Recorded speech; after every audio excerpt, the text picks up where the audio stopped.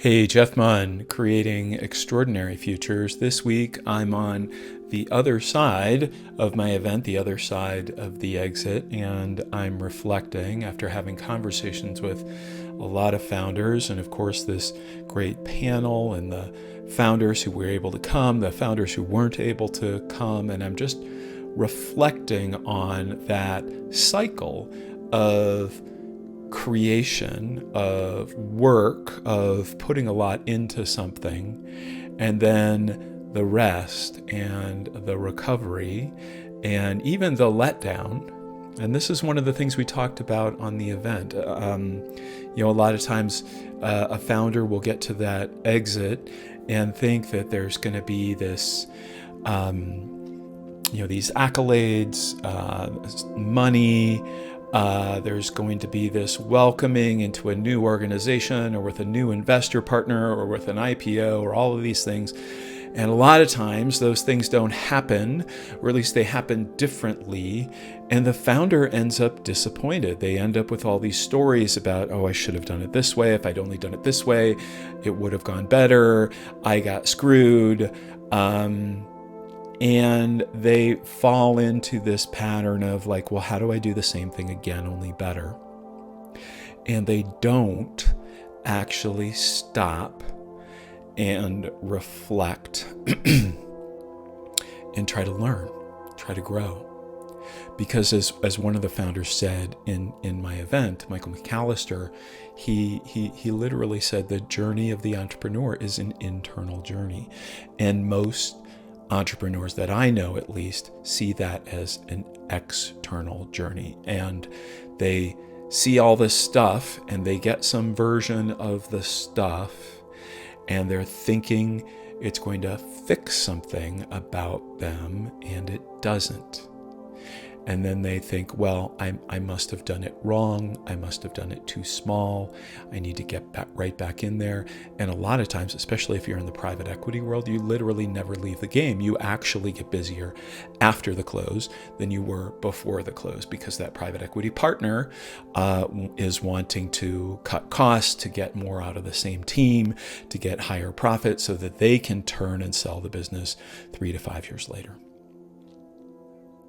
Now, I noticed a difference in the conversations that I was having between people who are working toward an exit and have already had one versus the ones who are working toward their first exit. And I made the analogy with one founder I was talking with about, it's the difference between the first child and the second child. The first child, you're stressed out about everything, and they're not eating, and they're not doing this, and they're not doing that, and they're not sleeping at night, and what about this, and what about that, and I think they have a bug, and I think we need to go to the ER. And the second one is like, oh yeah, I know what this is. I've seen this before. And the interesting thing about the conversation was we had a lot of people who were in that second go-round position, who are trying to tell the first go-round people, yeah, don't worry about that. Yeah, it'll be fine. Yeah, that's not that big a deal. Yeah, that happened to me too, and it turned out okay.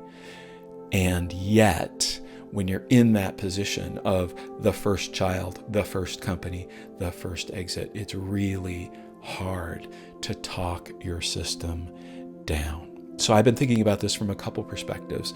A number of people asked me, either who had attended the event or who weren't able to attend the event. They said, when are you doing this again? I want to be part of the next one.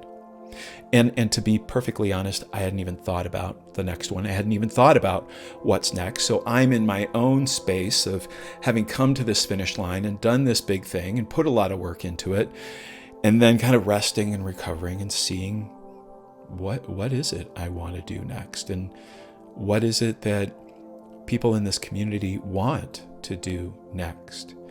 And it feels like a couple different things. One is just to get enough first-time founders in a group where it's not so much about taking time for personal development, taking time for one-on-one coaching, slowing down, those kinds of things. It's just like, how do I manage my nervous system enough to get through this? And then it seems like there's another group of people who have been through this before or have been through something like this before and actually want to learn from that next version, to engage in that personal journey and say, okay, what is it I want to create next? Not because I need to, not because there's anything wrong with me, not because I feel like, I'm in danger, or I'm lacking, or my system is on high alert and I need to do something about it. But just because I'm coming from this place of creativity, of joy, even, that I have this thing that I've seen that I want to share with the world. I have a thing that I think will make things better. And I don't care so much about the money, the position, the authority, the control. I care about the idea. And I'm going to come at this in a completely different way that second time around. And frankly, I have some old patterns that I'm trying to let go of that I could use some help with. So if either of those situations resonate with you, either you're the first-time founder just trying to calm down enough to make it, or you're the second-time founder or the third-time founder and you're like, how do I learn and grow from this? How is this process of creating in the world, how does it provide growth for me and for others?